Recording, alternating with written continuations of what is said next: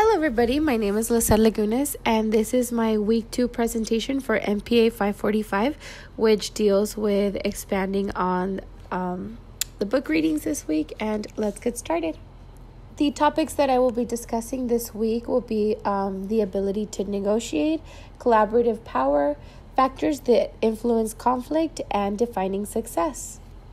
On page 51, the section that is covered is called Issues that Influence Our Ability to Negotiate.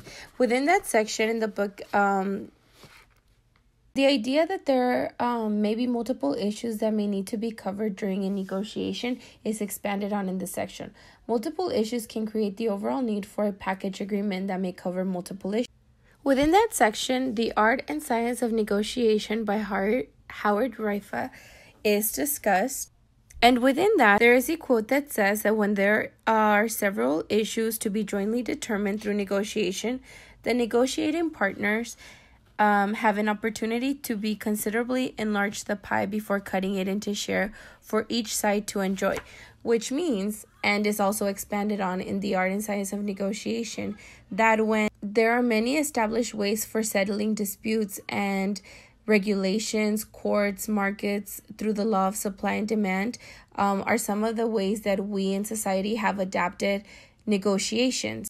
Simply because there is never a shortage of disputes. There are disputes between husbands and wives, siblings, friends, and endless other relationships.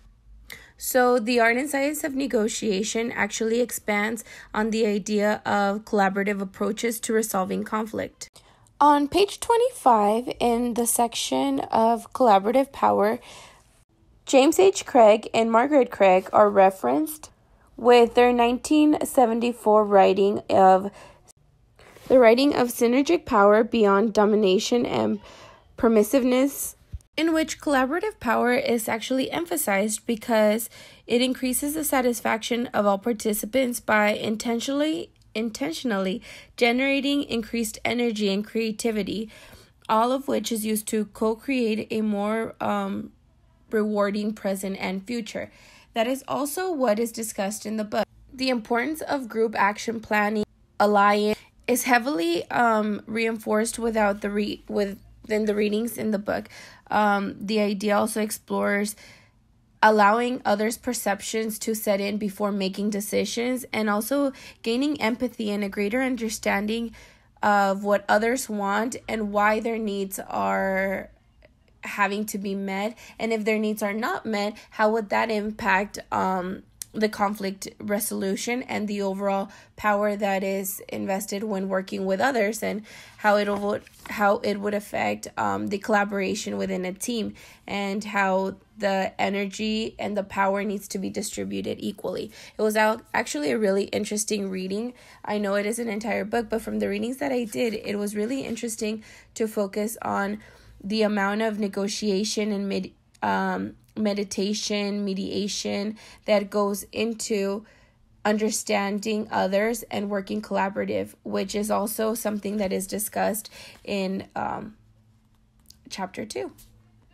When discussing factors that influence collaboration, Dutch on page 24 is also discussed or identified as one of the author who identifies factors that influence the course of conflict. He points out that the conflict can move in either a cooperative or a constructive path, or a competitive and destructive path, depending on the party's choice of action, which was really, really interesting, I thought, because in a previous course, we discussed the negative impacts that a competitive nature can have within an organization, which was really important also when discussing the book or reading the book reading the article Subjective Features of Conflict Resolution, Psychological, Social, and Cultural Influence by Morton Dutch. It was really interesting to see how one simple action, including one more person, taking somebody's ideas that are normally not heard, can create a sense of caring and comparison and a high concern for the welfare of everybody, and create also a trusting and friendly environment that could also, with one negative idea or a negative impact on somebody's opinion, create a completely different outlook on decision. The last authors that I will be discussing this week will be Fisher and Ury, 1981, Negotiating an Agreement Without Giving In, Getting to Yes. So on page 53, under the section Defining Success, Fisher and Ury both focus on the success of an efficient process that produces satisfying results for all parties and enhancing working relationships. In the book, though, they both focus on the importance of understanding to getting others to say yes.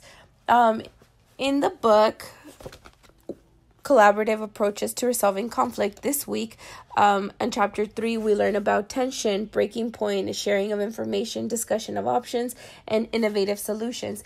In Fisher and Ury's book, we learn about understanding the problem and not bargaining over positions, understanding what your position is and understanding what others' positions is as well. Also focusing on the method. What separates the people from the problem, what separates the interest from the positions, the options from the gain, and the objectives from the criteria. There are different sections that in the book are discussed to simply just getting others to say yes, and how setting the structure of how we're going to get there. And I think it relates really well to this week's reading, because in the reading there is a huge focus on the factors that produce mutual gain. And I think a really important factor of mutual gain is also simply getting to a common ground and getting others to agree with you. So negotiation was very important topic this week for chapter 3, and it is also one of the biggest sections and the overall topic of getting to yes. So this was my week 3 presentation. I hope that you all enjoy it, and I will see you all next week. Bye.